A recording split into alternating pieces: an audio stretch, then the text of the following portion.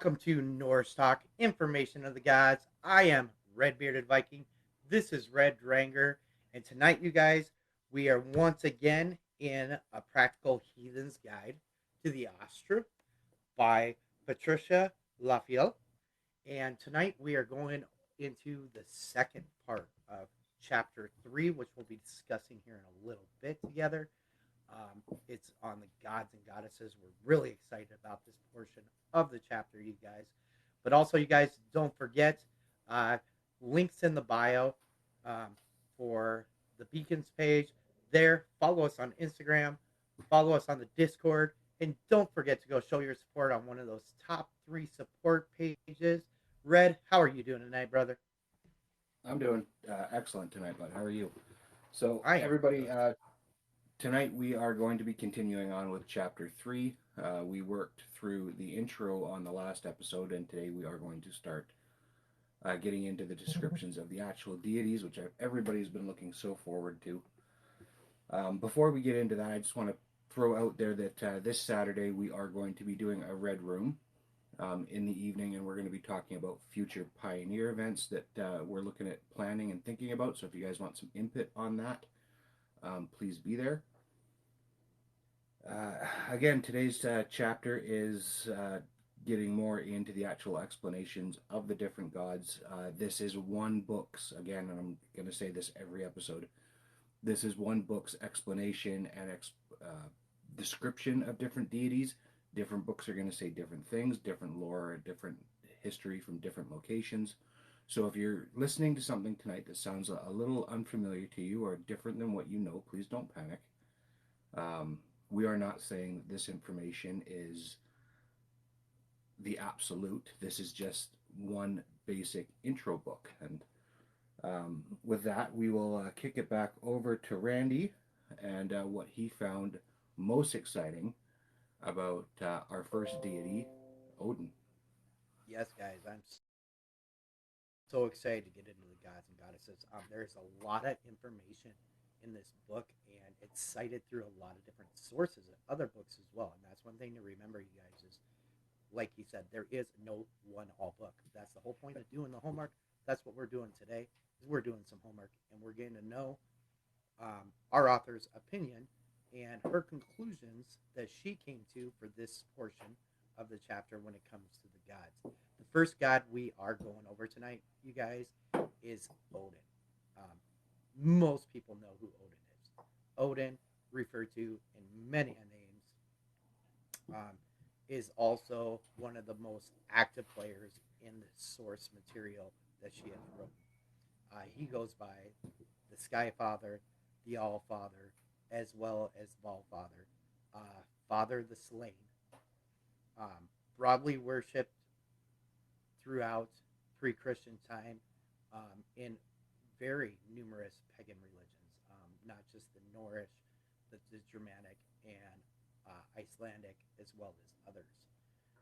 Odin is also one of the 3 creator gods who ordered the universe. And I'm going to let Red tell you guys a little bit about how they ordered the universe and what they mean by the 3 creator gods.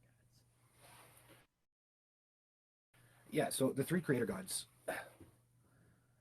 in this retrospect are going to be Odin and his two brothers out of the great giant after they slew him.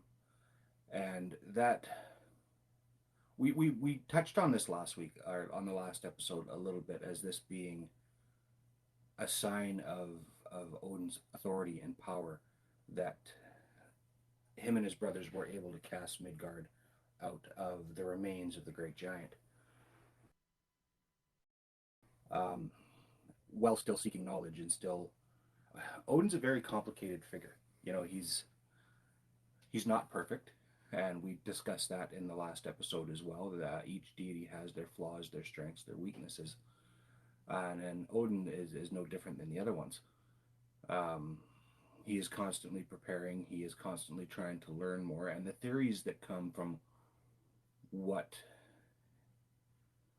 what his desires are for this knowledge can be greatly debated. Some debate that it's in relation to Ragnarok, while some debate that it's in relation to gaining more power for wisdom's sake or for improving the realms and the Aesir.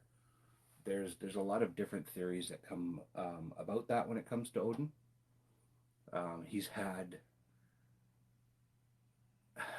varied relationships with the other deities, not all positive. I won't get into too much about that because we are going to address that when we do touch on some of these other deities, and I don't want to be repeating myself too much. No spoiler alerts. Yeah, no spoiler alerts.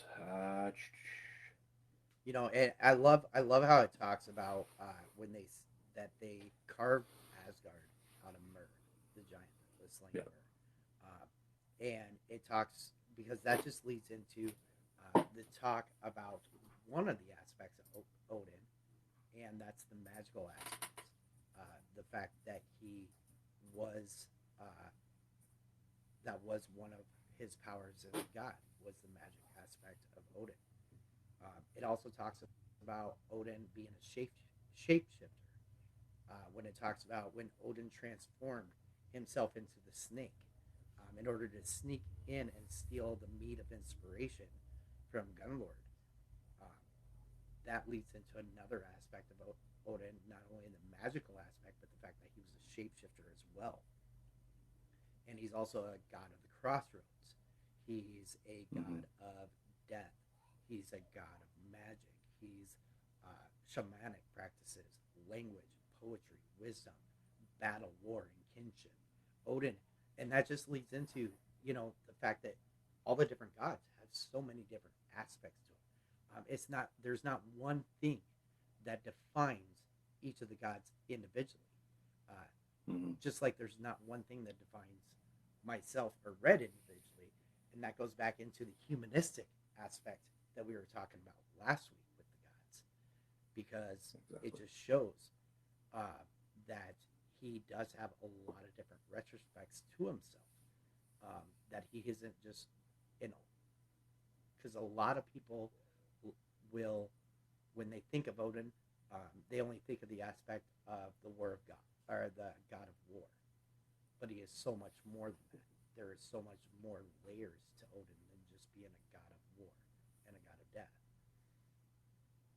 And then it also goes into something that we talked about last week with the humanization, the fact that Odin does die during Ragnarok, which just once again shows the ability of the gods to die and the fact that they're not all powerful.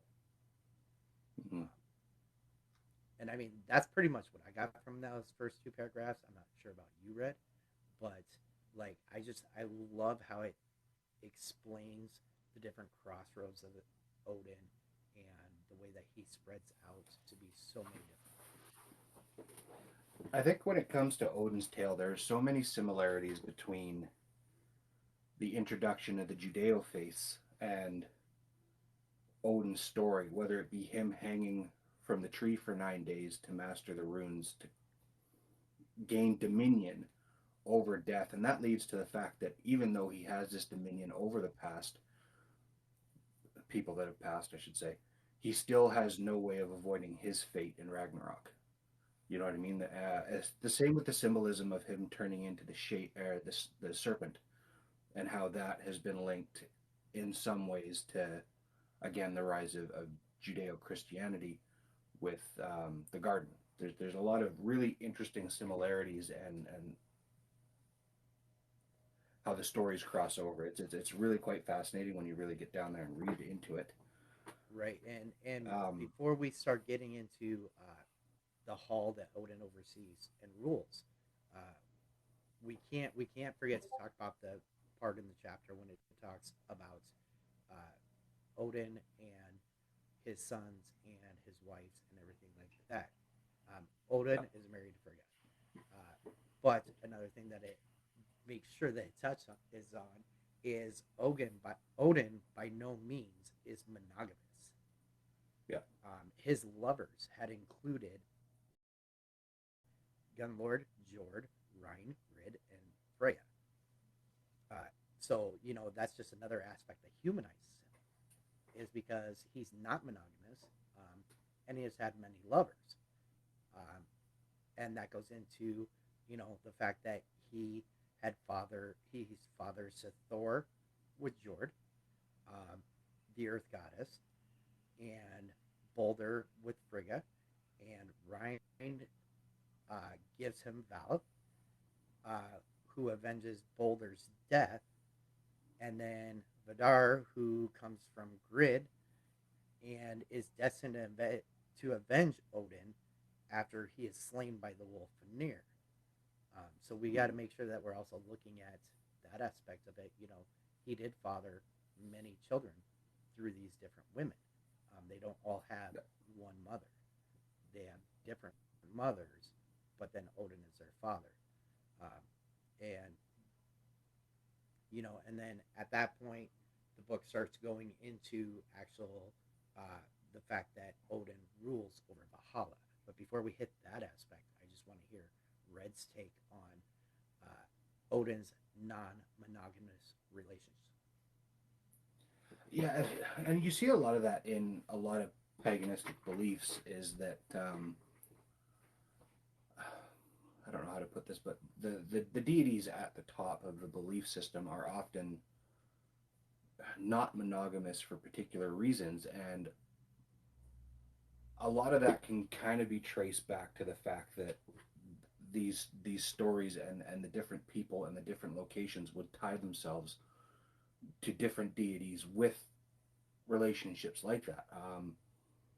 Odin's relationship with the goddess of Earth that brought Thor, the guardian of Midgard, down is a huge story just in itself. Um,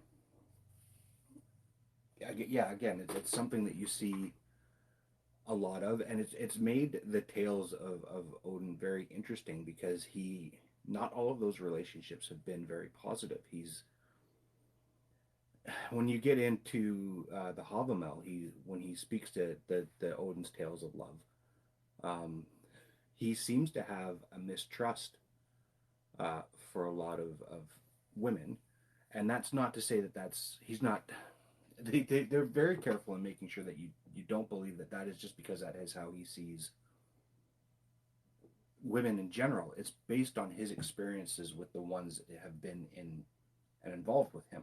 So that's an important distinction that we need to make sure that we're seeing is we're not looking at Odin as being somebody that's just distrustful to all, but Right, because as we to go somebody farther into this exactly. chapter, and we're talking about some of Odin's wives, we do it does touch on some of the trickery that happened towards Odin from his wives, um, which leads or which is why he has this mistrust. Yeah, But with that being said, he himself is guilty of the same things, uh, yeah, tricking his wives into doing certain things for him, and and with a reward in mind if they do when they come to him for something. yes, And that's where we start getting into Valhalla.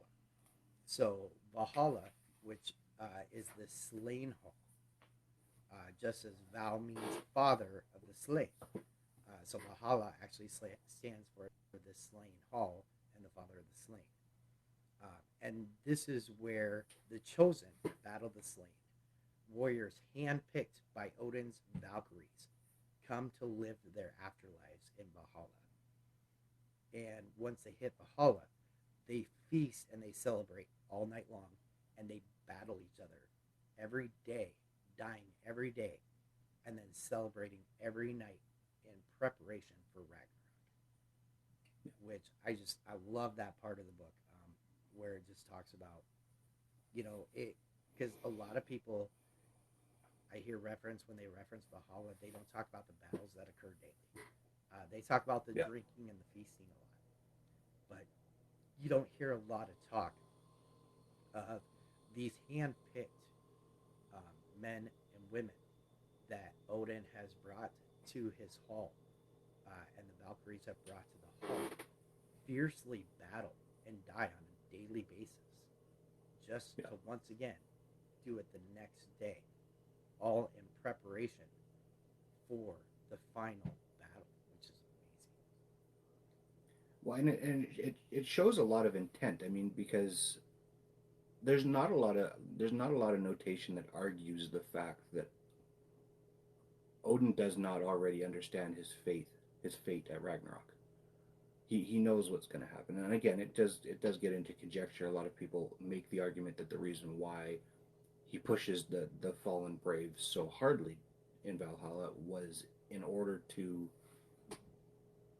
change the way those die were cast. I don't particularly agree with that. I think that they respect it so much and it's so important to them that that's why they continue to fight as hard as they do. They're preparing for the greatest battle in history. They're preparing for that one moment where they need to perform. They need to make a difference, and that's something that we can all take into our own lives. You know, that we can all look and think to ourselves, what are we putting that kind of effort into?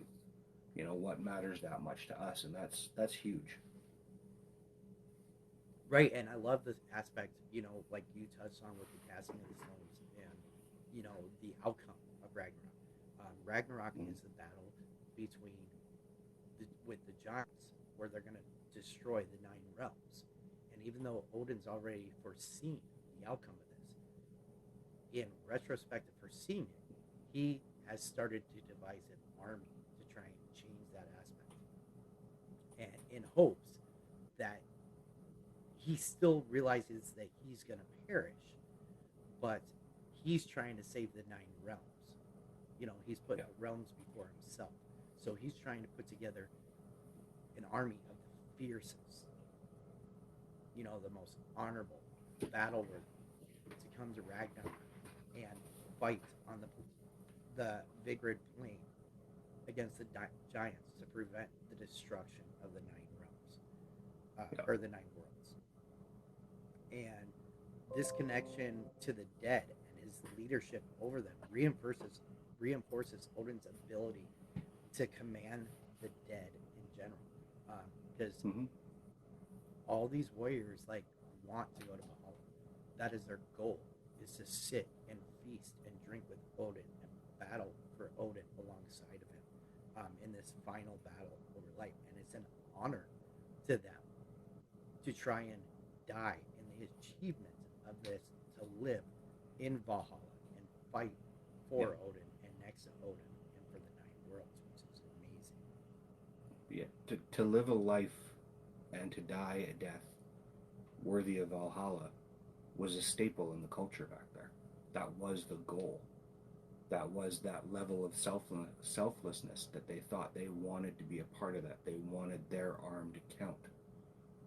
And it's that kind of intensity that can change the world. And again, that's why I said, look at your own lives and think to yourself, what are you doing in your own life with that level of intensity? Because that's how you change things. Um, Right, exactly. And then we kind of go into, when Odin hangs himself, which Red touched on a little bit earlier. He hangs himself from a tree for 9 days and 9 nights after being wounded by Gungnir's spear. And a lot of the scholars have the view of this as a mythical example of the shamanic inventory experiences of Odin, because it ultimately talks about how Odin died, sacrificed to himself, and it came back to life again. He comes back also. Not only does he just come back, but he comes back with the runes. So at yeah. this point, Odin, before the point of Odin dying, he didn't have the runes to be able to foresee. And while he was hanging over the pool and seeing them, he reached in to grasp them, but then he falls back screaming. And there is debate over that aspect of it, over when he reaches in and he falls back screaming, of what it could mean. Some say it could be a sign of pain, or others say it's a sign of ecstasy. But one thing that they agree on is it's a sign of the rune's powers and magic, which is amazing. Because Mm-hmm. not only does it give, which goes into a lot of things we've already discussed, with the fact that people have different determinations of what it means, but the fact that they agree that it means that, in the end, that it means that the runes have power and magic. Hmm. Well, I mean, when it comes to claiming any deity has mastery, and again, especially a deity whose own lifespan is not infinite, to claim that a deity such as that has achieved dominion over death is a huge undertaking, and it's something that we should all give a lot of thought towards. The amount of work and the amount of effort and strength that would have to be acquired to do something like that is massive. And again, he's a creation level god, but he still had to put himself to the task. He it wasn't just gifted to him. You know, the effort, the sacrifice, the pain had to be put forward before the reward was gained. Right, and that's the thing is And each time that he put himself through something, it was to gain something. yes, You know, whether it was to gain the whole uh, hanging himself to dying wasn't just for the runes. The runes was something that came out of it, but that part of it was to be able to gain the ability to control the army of the dead for Ragnar. yes, He had to die himself and come back to be able to be the god of the dead. And then it yeah, goes into when Odin plucks out his own eye and tosses it yeah, into Myr's well, which he tossed it into the well so that he can have the eye in the bottom of the well, and it gives him all of Myr's wisdom. It gives him the foresight, the ability to see what we were talking about last week with the gods. They're not, they can't be in more than one place at once. But exactly. this is another aspect that helps Odin to see different areas at one time. Besides, which we'll go into in a little bit, his ravens, which are also his foresight. Yeah, But I just like it's amazing, like that. You know, it wasn't like he lost his eye in battle or anything like that. He plucked out his own eye to be able to gain Myr's wisdom and sight, which is just crazy.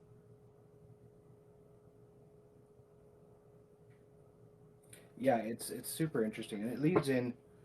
So this is an actual debate that I've had with several people. So there's a note in this book, and you can see it in a couple of other titles, where they refer to Odin as only drinking wine, and that was a status thing back then. I mean, brewing your own mead and wine and stuff like that, that took money, that took effort, that took time. And in a lot of the scripture, they refer to it as wine.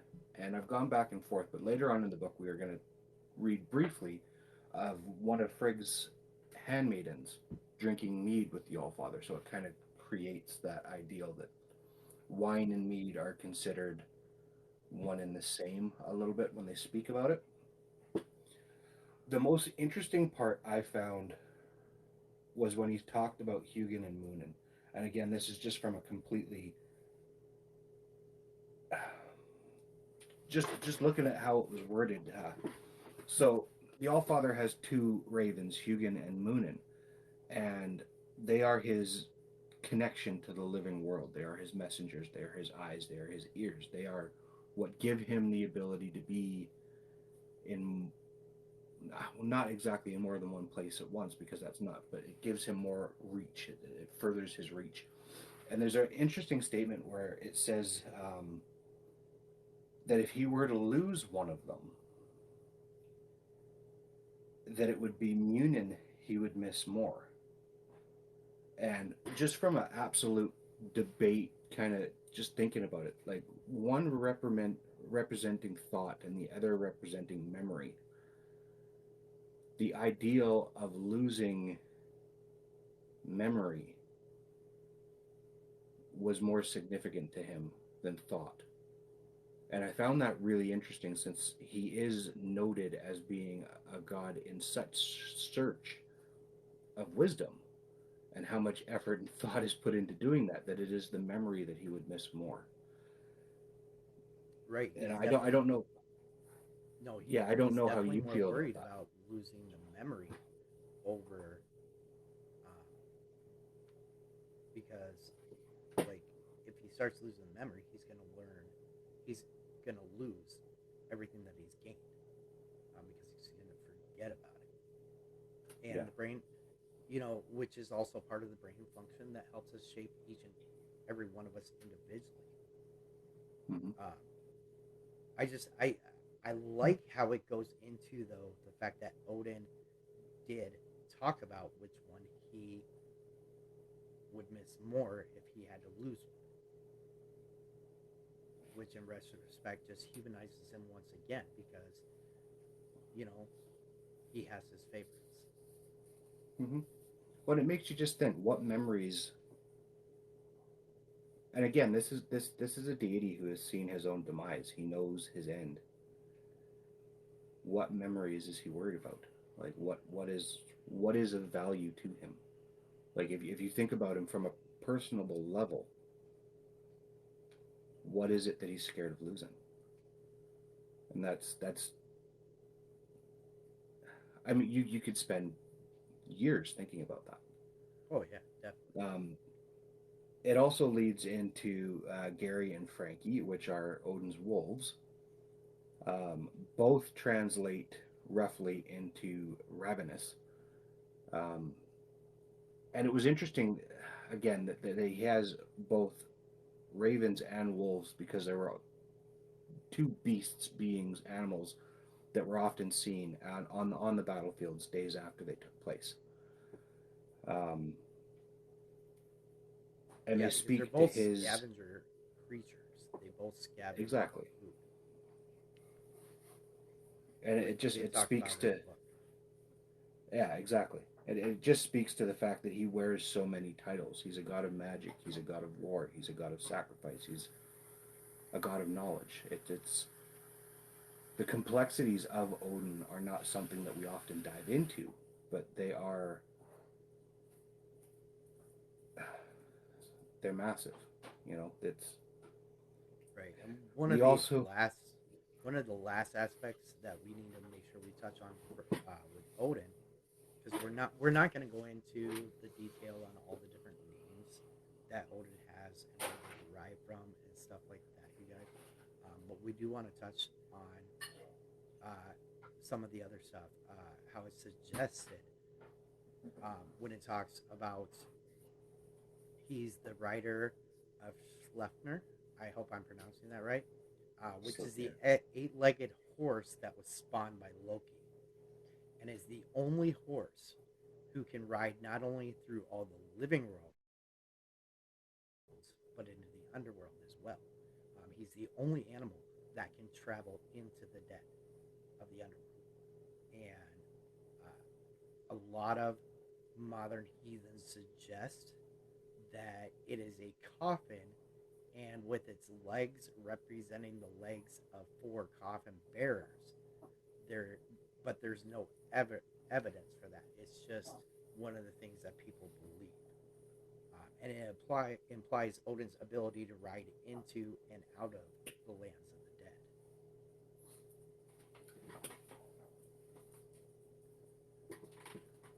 Yeah, it's. I found the part regarding the wild hunt really interesting because this wasn't something that I knew a whole lot about. Um, and about how seeing the wild hunt was a bad omen. And I touched on this a little bit in the first episode about the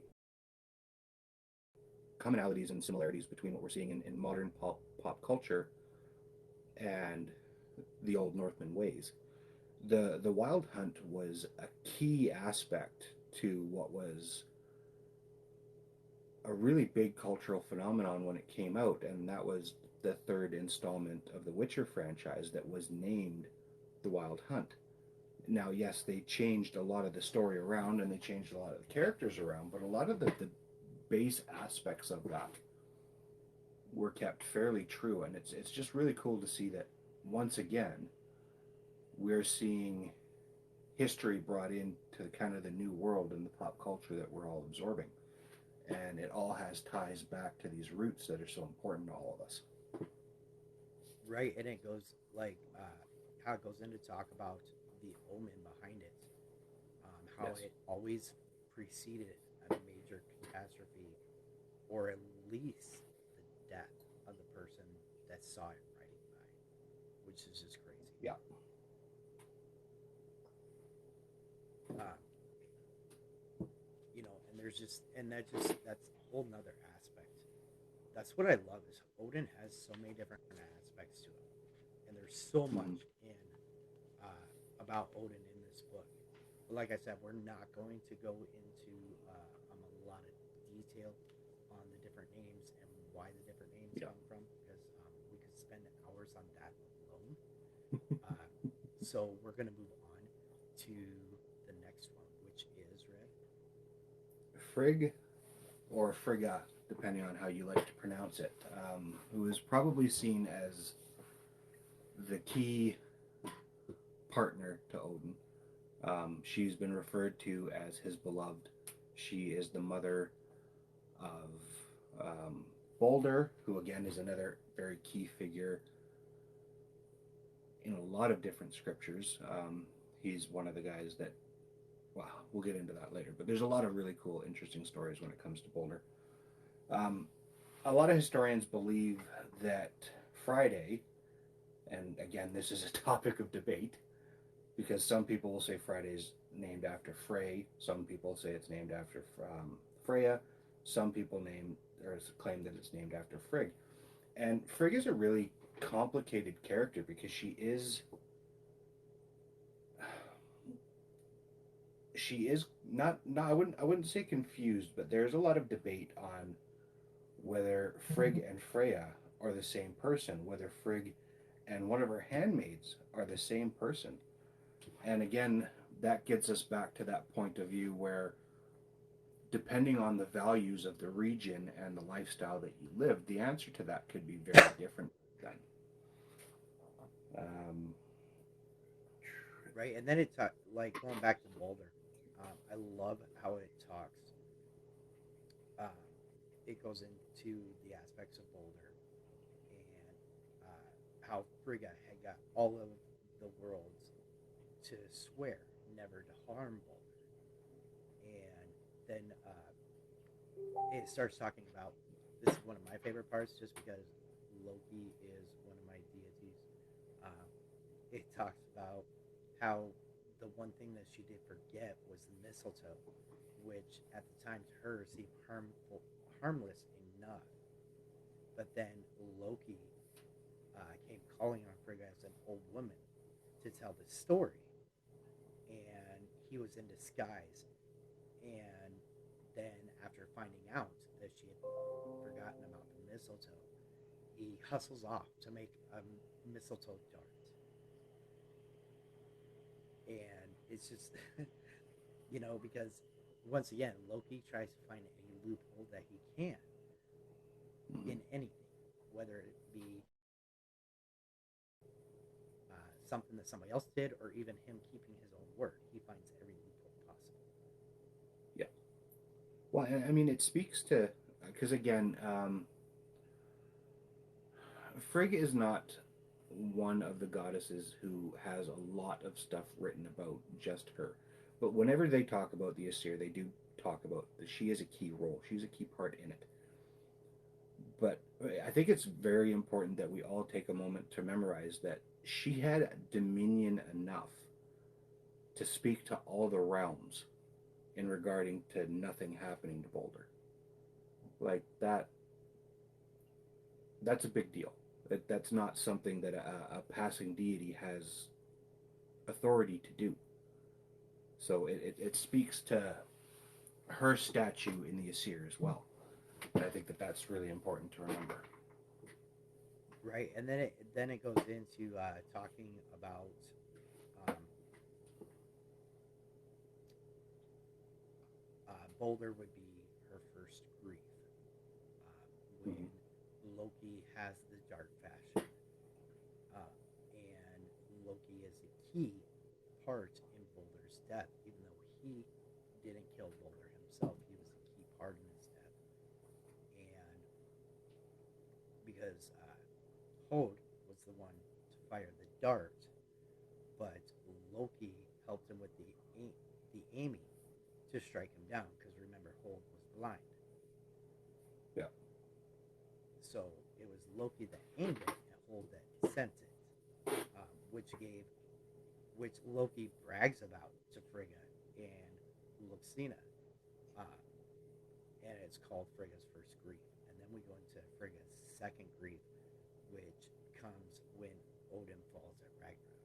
So both of Yeah. her griefs are due to death, which I find very interesting.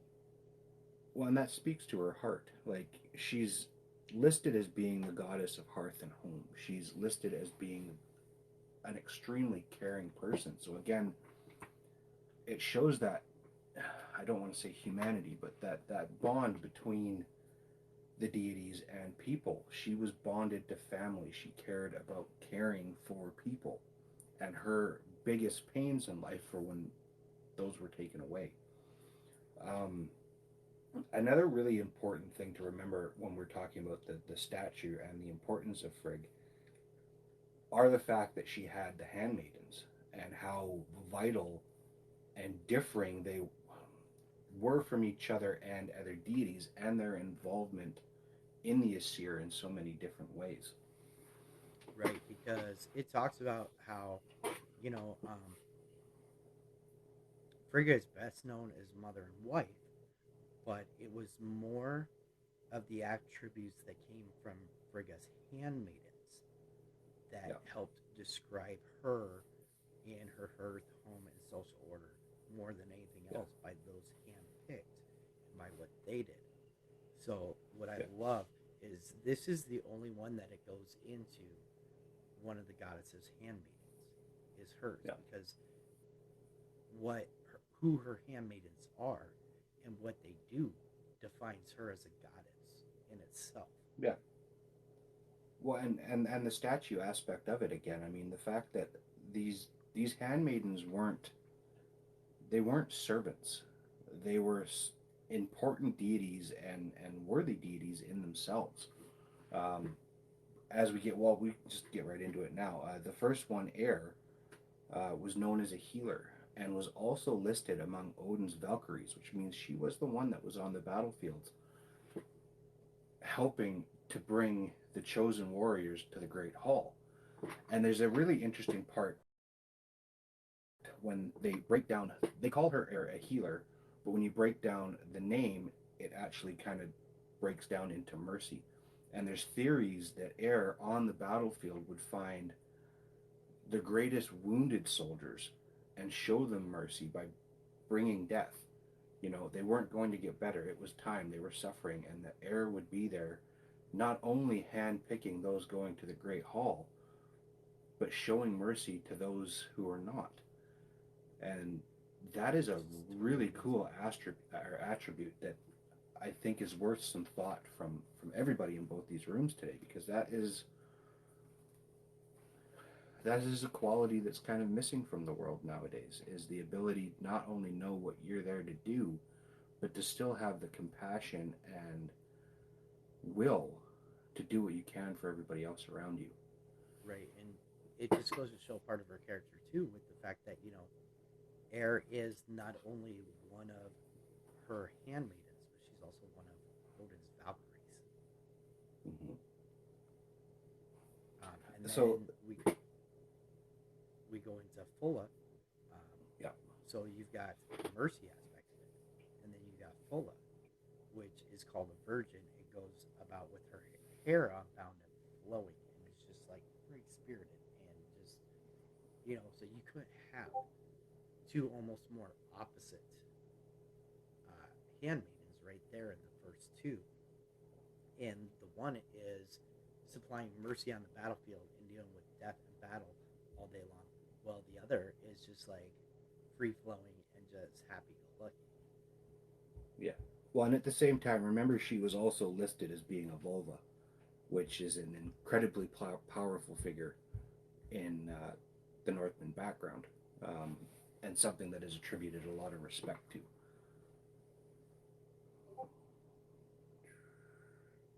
So that, And then, and sorry, go ahead, bud. well, I was just gonna say, and then it goes into talking about uh, Fulla and how she was considered someone who Frigg shared her secrets with. She's the only one that really shared her secrets with. And she also carries Frigg's casket, which is a small chest, and also cares for Frigg's shoes. Mm-hmm. So it's like, not only does she entrust her with her secrets, not only is she called the Virgin for her virtue, but she also cares for many aspects of Frigg's personal stuff, from Yep. her shoes to her casket, Yeah, which I find exactly. really interesting. Moving into the next one, and this is a name that I struggle with, so I apologize. Jifyun has four sons who change into oxen, and this was used to carve out what is now known as Denmark. Her name translates into giver, and this is another deity who is often mixed up with Freya because their names again do mean the same thing, and a lot of their attributes are very similar. Yeah, and Her her one of her major aspects is the fact that she protects the maidens and unmarried women. Yes. Um, that moves us in, and again, as we get into the handmaiden, guys, try to understand that there's not a whole lot known about all of them, so we are going to talk a little bit more about some and a little bit less about others. The Right, where it next, just Lofin. but what it does is it really goes into each one goes into the characteristics of Frick, which is Well, why yeah, they go into detail of yeah, and it shows her. It shows a great deal of her personality based on the type of people that she chose to keep in her inner circle. The next one, Lofton. All that's really known about this particular handmaiden is that she gave permission to people to get married. There's not a lot known about her. it. Well, and it does go into say though it was particularly over those marriages which otherwise would have been seen as forbidden. That's very true. That is very true. So it's the aspect of all of her maidens have an intervention aspect to them, where they can only intervene in cases that normally can't be intervened in. Yeah.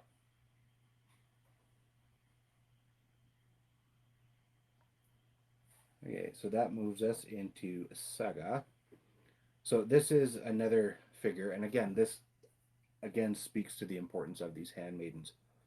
Um, she was often mistaken for Frigg due to her relationship with the Allfather. She was often seen drinking mead, and this is where that mead slash wine quote came from that I was so excited about earlier. Is when they do speak of the two of them sitting and drinking, they speak to wine and mead, even though earlier it says that the Allfather just drank wine. See, And and that's personally, what I take from that aspect is yes, the old All Father Odin drank just wine, but she sat with him and drank mead while he drank his wine that's a because good point too. Yeah, she wasn't of high enough stature to drink wine unless directly shared by someone of higher stature, um, yeah, which goes into the whole reason the because all of her handmaidens are basically considered lower gods, which is why they are all mentioned because they're considered deities of her herself. mm-hmm. Which then it just the next couple that it goes into is supplements which helps churn the minds of men and women to love. Snotra, who is known to be wise and courteous, and that's what we were talking about, where there's a little known about some of these. Mm-hmm. Um, and then I'll let Red go into the last three, and then we're gonna hit Thor. Sin guards the hall and restricts entry to people who are not welcome. That that is a massive role, right? That is entrusting somebody to guard your hall is massive, and it speaks to the importance of each of the handmaidens and what they were chosen to do. Uh, Var is known for hearing oaths, particularly marriage oaths, which again, and I just want to say it is we we don't see it a lot in popular culture when it comes to the Northman background of how important the bonds and family and relationship and oaths and marriage were to the people. You know what I mean? A lot of what you see in common culture is the boats, the axes, and yada, yada, yada. But this really gets into the interpersonal aspect that was needed in order for that community to thrive. Vor was known for asking questions. Nothing can be concealed from her. Um, that is a that is a hell of a statement. I mean, to say that a handmaiden, one of the deities, has such a gift that nothing can be concealed from her, that doesn't just speak to people, that speaks to the rest of the Asir. You know what I mean? That is a big gift. And it's again, it just shows the importance of what Frigg is to the Asir, that she was surrounded by these council of such powerful deities in and amongst themselves with such varying gifts, from mercy right? to Because her yeah. handmaidens were just her handmaidens were given so much authority. Her handpicked handmaidens had so much authority over so many different aspects, um, Yeah. which in turn her handmaidens spoke for her, and she picked these people for those specific reasons to speak on her behalf, which just draws back into the whole motherly characteristic of Frigg. Yeah. And then we go into Thor, you guys. Um, and I love how the first thing she does is give the actual description of Thor, because Thor's description is so misunderstood. A lot of people, especially because they've seen too many Marvel movies, think he has this long, blonde, luscious hair and blonde beard. But Thor is actually described as having a red beard and red hair, not the blonde that is put on TV by Marvel. Remember, there's a big difference. A lot of people, Thor became popular, Odin became popular, and for a lot more people nowadays because of Marvel. But Marvel is fiction, where we're looking at the Norse heritage and the actual description of who Thor actually was. Who he was the son of Odin and Jord, which is Lord, who is the embodiment of the earth and the planet beneath our feet. He's a slayer of giants and the friend of man, who stands ready to defend Midgard with his hammer, Mjolnir. Um, he is also married to the goddess Sif and has two sons, Mod and Magni. Uh, and then it goes in to talk about the Rainbow Bridge. I love this part when it just because this The is still the Bifrost, yeah. description of Thor and who he's married to and his children. But this part I really love when it talks about the Rainbow Bridge that links the Asgards to Midgard. Um, that's protected by Heimdall. But it was said that Thor was so powerful that he could not stride on the Rainbow Bridge or it would break. Mm-hmm. He was the only one that couldn't walk across that bridge.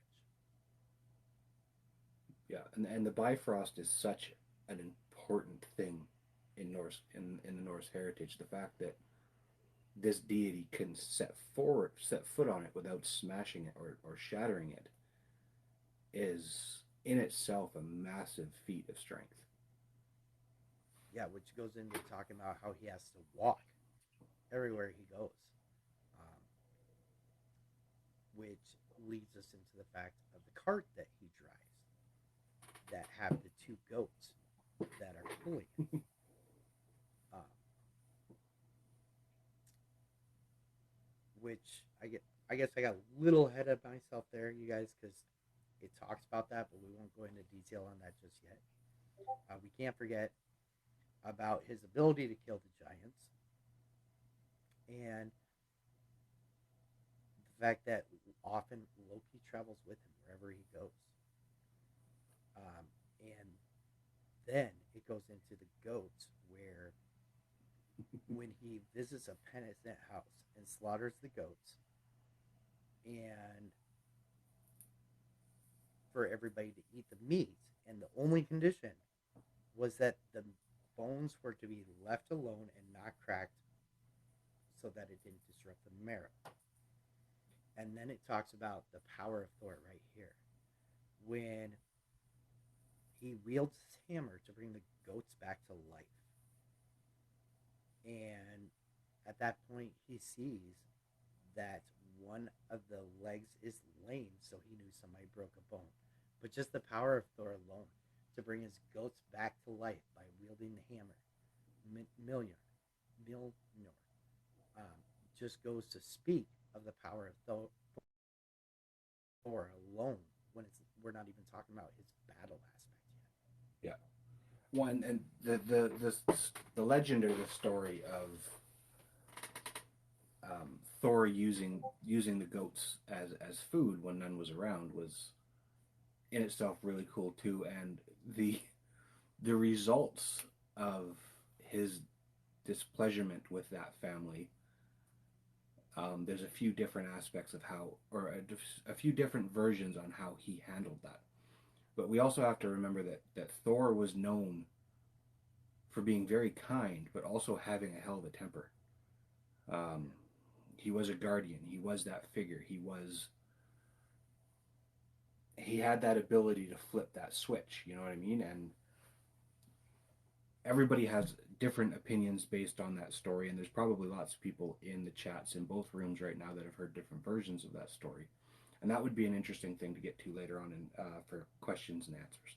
So right? please And hold on to that because regardless of the difference in the stories, basically what the story boils down to is it's telling how he ended up with his two human servants. yeah, That's the main aspect of the story, is because the bone was broken as repayment for not following the rules. The two children became his servants, and that's how he ended up with two human servants. yeah, And then it goes into how Thor and Loki meet the giant who Loki challenges to a contest using trickery and sets them against the embodiment of fire through the ocean of Midgard and the serpent of the old age, where, as one of the challenges, Thor tries to drain a full horn uh, from the ocean, and to and he loses, but it goes into prospect that even though he loses, he lowered the level of the oceans, and that's what brought about the fact that we have tides.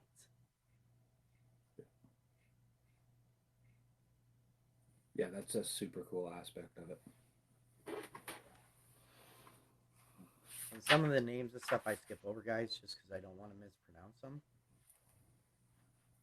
But then it also goes into talking about the Midgard serpent is Thor's mortal enemy, and how later in Ragnarok the two fight one another. Thor kills the serpent and then takes several steps back and dies himself. Yeah, So even though he won the battle with the serpent, he ended up dying from the battle himself after the serpent was dead. Like, his power took him to the point as far as it could. And in the end, once again, just like all the gods, Thor is human, and Thor falls and dies. yeah. They're mortal. They have an end point. And then the next aspect of the book goes into the Mjolnir and its significance in culture, still to this day. Mm-hmm. Scandinavians wear it regardless of their specific religion to show their pride in the countries. Heathens wear it as a symbol of Thor and of heathenry, and in addition, the Mjolnir's ability to raise the goats for the dead, which hints at Thor's concept to life itself. And it's used to bless fields before planting and bless funerals as well, which is one of the aspects that so many people wear. It's also put in bride's lap for fertility. So it has many aspects that connect it to Mm-hmm. everything in life. And that's why a lot of us wear the meal nurse, is because it is a representation to us. Mm-hmm. And I mean that's such a hot topic issue. The Mjolnirs have been a contested point in heathenry since heathenry started making its resurgence. There are different groups that believe it means different things, and some people get a little bit locked down to a specific meaning when this specific symbol has so many and can again mean so many different things to so many different people. And then the last thing that she really touches on, as far as Thor goes in this book, is the fact that a lot of people have the thought that Thor wasn't the brightest person in the world. And where this comes from is when Thor, because of Loki, Thor is put into the um, trying to outwit the ferryman on the other side of the river, and how they boast insults across the river of one another until he gets the best of Thor, which is why some people believe some of the poems point to Thor as being slow witted or simple and more brawn than brain, which in truth, um, it was Odin in disguise. And the fact that Odin is, there's no one wiser than Odin. And saying that Thor is no match for Odin in a contest of wits isn't an insult to Thor's intelligence at all, because he actually outwits Alvis, or the All Wise, the dwarf Thor questioned until the sun rises. Mm-hmm. It just goes back into making sure that they go back to the fact that, Thor wasn't as dumb witted as some people believe, that he was all brawn and no brains, because he was actually in a wits contest with Odin himself without knowing it. Yeah.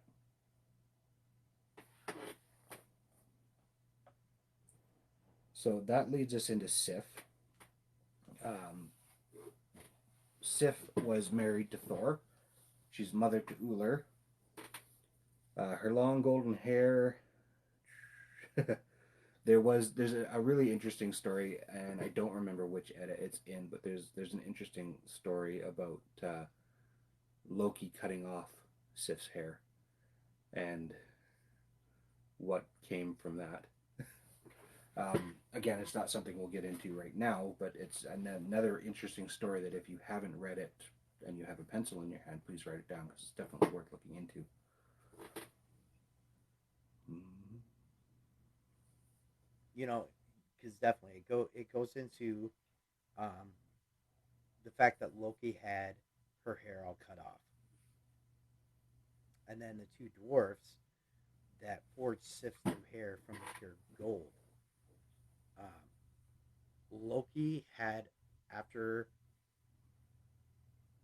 this happened and Thor had threatened Loki, Loki wagered his head to the dwarfs. They could not create anything finer than the hair that he got them to create for Thor's wife.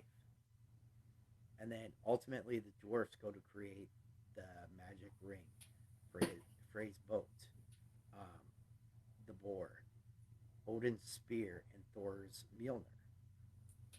And when they create all these things, this goes back into Loki and the loophole aspect of it. Is even though Loki attempted to sabotage the forging of stuff, um, everyone agreed that the dwarves had outdone themselves and Loki lost. So when it came to Loki actually paying the price of losing his head, Loki points out that he had given his head in the wager, but not his neck. So because he didn't give his neck, they couldn't take his head. So Loki's lips ended up being tied shut by Brute. But and there's not much else about Sif, except for the fact that she's associated with the fertility of the fields and the fact that her relationships with Thor and her hair are similar to wheat, Mhm. which takes us into Frey, which would be the next one that Frey's we're going to cover. Frey's a really interesting deity to talk because he's and again this depends on what your background of belief is, but he's originally looked at and seen as being the original and true king of Norway, which means at some point he was not at the level of deity to some people. Some people believe he was and that he walked and so on and so forth. His name translates into Lord, and the story of his rise is a really interesting one.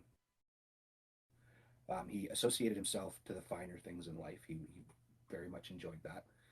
And even after he passed, they didn't tell the people about it. They kept him alive in memory and still continued to collect donations and taxes in his name because he was so beloved by the people.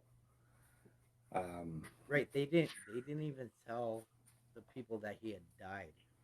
And when they made his burial mound, they put a window in it for people to continue to pay the taxes in gold, which I yeah. found very interesting. Well, and we have to remember that Frey is not one of the Asir gods either. Um, so his origin story is slightly different, which I think makes him even more an interesting deity to study. Um, there are a lot of people that are closely related to Frey, and he is their deity. Frey, for me, is not somebody I've worked with much, and he's not somebody I know a terrible amount about. So, reading about him in this part of the book was really interesting because I did learn stuff that I didn't know. I didn't attribute him to the symbolism of being the original king of Norway and how his rise to deity was so different from some of the others. Right, exactly. And then we go into Freya, you guys, which her name is actually a title for Loki. Mm. Um, she's married to Odd, who traveled frequently and then one day did not return. So she had wept for her missing husband, and she was said to wander the world looking for him. But they did have a daughter whose name translates into treasure. There is some debate over whether or not they had more than one daughter, which both daughters' names translated into treasure. Um, but it's more said that the name comes from the gold and the greedy part aspect of it because they his wife they deemed to be greedy over wanting his gold. It also talks about um, the aspect that she burned not one but three times, and each time stepping from the fire whole, and the which leads into the shamanic experiences that come with Frey, and being a strifer, someone who starts war, um, because she was mostly known for her starting battles in the role of a battle goddess. And that's what I find interesting about her is like she is known for starting so many battles. Mm-hmm. And She's known as being even more bloodthirsty than the Allfather when it came to, or not bloodthirsty, but vicious when it came to battle than Odin himself. right, and then it goes into to talk about how uh, she had given the gift, or no, I'm sorry, uh, her magical powers, where she was used to prophesize, heal, protect, and even unbind matters. She is able. She is one Yeah. of the few that were able to unbind matters as well. Um, besides being able to bind, because she was the one that put plagues upon different uh, areas that when she was favoring somebody else in battle. It even talks about how she would loosen their bowels and send them nightmares. And she's also often referred to as using witchcraft in order to make these things happen. And then it talks about how the necklace that she owned and how it was forged by the dwarfs as well. And their price for the necklace was that she had to sleep with each one of them in turn, which she actually did in order to achieve the necklace. And that is a very PG description that this book goes into Mm-hmm. regarding that event. We're going to leave that at that for now. We're not going to get into more about that. That will be a later discussion point. But so later, Loki steals this necklace. Here comes Loki again. Loki steals this next necklace, and she goes to Odin to get it returned to her. And this is one of the things that we were talking about earlier with her about how she can sway battles one way or the other. So Odin says that he will if she starts an internal war between two tribes. So Odin wants her to start a war in order to get her necklace back, which she does, and that just even more enhances her roles as the battle goddess. Mm-hmm. And she also receives chosen dead warriors into her hall, and it is said that she gets half of and the other half go to Odin. So it's said that her and Odin actually split the warriors from that between the two of them because she starts the battles for Odin so that Odin can gain those warriors. Yeah. And I mean, that speaks to her level as a deity, that she is in a position to make that kind of bargain with the Allfather in the first place. To split when Ragnarok and the final battle is so important, is so vital, that he is willing to make this barter with her in regards to 50% of the fallen warriors. That that's it's massive. It It also really goes into is. saying how she'd never actually fight in battle directly. She just starts Mm-hmm. the battles. And she, depending on what was gifted to her or her reasoning for it, she helps to try and sway the battle one way or the other through Yeah. magic. But then we go into how she was prayed to in matters of love and was seen as a goddess whose dominion included sexuality. But then Loki actually charges her with uh, promiscuity and incestual ways during Locust. Um, but her father stands to defend her and basically says it's no big deal if a woman loves many men. Mm-hmm. Which goes into not only the battle aspect but the love aspect of her. Well, just the It does complexity not of her tell us character. what happens to her in Ragnarok. It is not really discussed, even though she does have a strong association. But it also says she doesn't go into battle, so she very well, we don't know what happened to her. But she has a strong association with the dead and with the slain warriors and women that go to her all after death, which Yeah. um, leads us into our final god of the night tonight, Tyr. Tyr. Tyr is such a symbolic figure in Norse mythology and in heathenry. Um, he's best known for sacrificing his hand in the binding of the Great Wolf. He is the only one that steps forward and agrees to Fenrir's terms that he will hold his hand in his jaws while he's being bound, and as a result, he ends up losing it. Um, Another really cool aspect is that,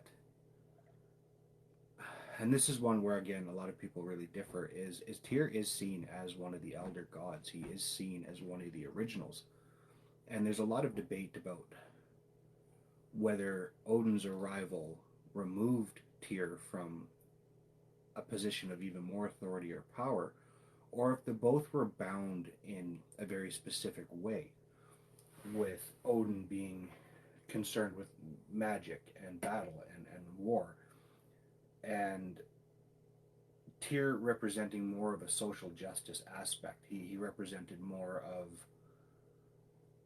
the law and the way to get along in the communities. He was seen as the host of the all thing.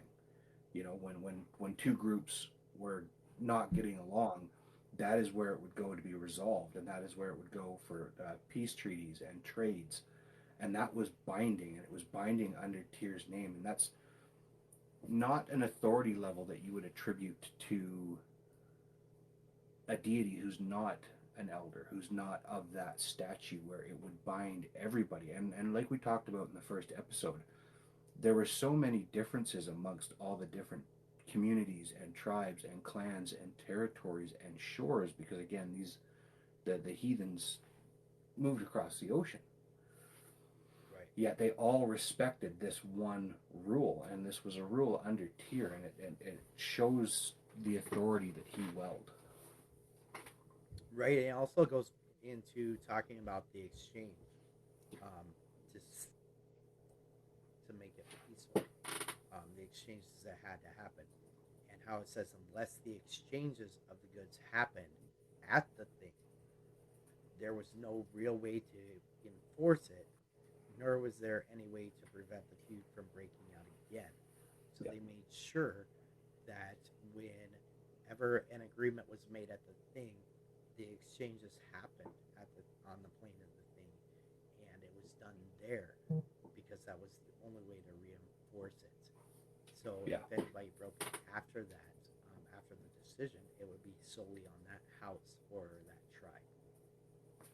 Yeah. And then the final thing that it talks about with Tyr is that Ragnarok Rock. Tyr will fight Garm, the hound who guards the gates of Helm. He will fall, as which ranks him amongst the gods destroyed on the plane. And until then, Tyr is known to travel with Thor, dispense the justice, and be a leader amongst the gods and goddesses of Asgard. Mm-hmm. So not only in himself is he a god, but he's one of the leaders of the gods and goddesses in Asgard at this And Tyr's story, especially falling at the gate to another great hound, it it's going to get really interesting as we move into some of the other deities of just how important and how powerful some of them were. That Tyr, because again, Helheim was a realm ruled over by Hel, who Helheim was named after. And I don't want to get too much because we are going to talk about Hel later. But it is important to remember how powerful some of these deities were, to the fact that an elder god like Tyr would fall at the gates of the realm. So I don't point. Oh, know definitely. if you guys can see the symbolism above around that, but it's loud and clear to me. Well, and it also goes into talking about how when he does fight the Hound during Ragnarok, because he did lose his sword hand in the mouth, how Mm-hmm. he fights with it was a goat's horn, I believe, right?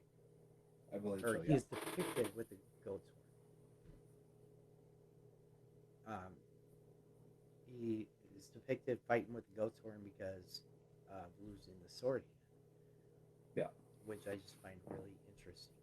But yeah, there's been so much information in just these first 12 pages of the chapter that, and we just barely even touched on it, guys. Yeah. So please, if you haven't read it, read it. If you've read it, read it, read it, read it again.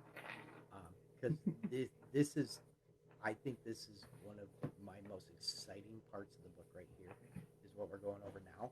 Just because we're going into some descriptive aspects and finding out some of the generalizations of how the gods came to be known for what they're known. It doesn't go into a lot of details on the stories of the gods, but it's a summary of how the gods came to be known as who they are known as, which is a good point, especially for people starting out, to give them an aspect of maybe a god they're interested in or a deity that they're interested in, that they want to start to follow more closely and they may want to worship on their own.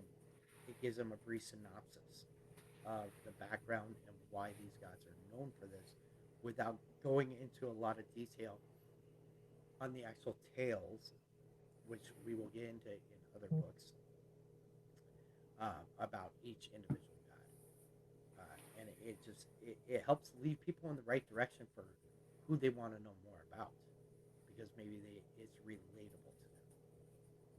But yeah, so much great information, you guys. We are going to continue with this final part of this book on Monday night. The last 12 pages, we will be going over the gods in those pages of a practical heathen's guide to Asatru by Patricia Lafayllve. Um, Once again, guys, so much information, especially in this chapter 3. That's why we broke it down into 3 parts. Once again, don't forget to check on our Beacons page, follow the Instas, follow Discord, hit up one of those top 3 support pages to help Norse Talk going. We're going to wrap up this portion of Norse Talk tonight, you guys. And then shortly, we will be opening the Q&A section. Any last thoughts or words on tonight's episode, Red? Just, I'm really enjoying being able to share this with all you guys, and I'm looking forward to question and answers again. It's probably one of my favorite parts of the show.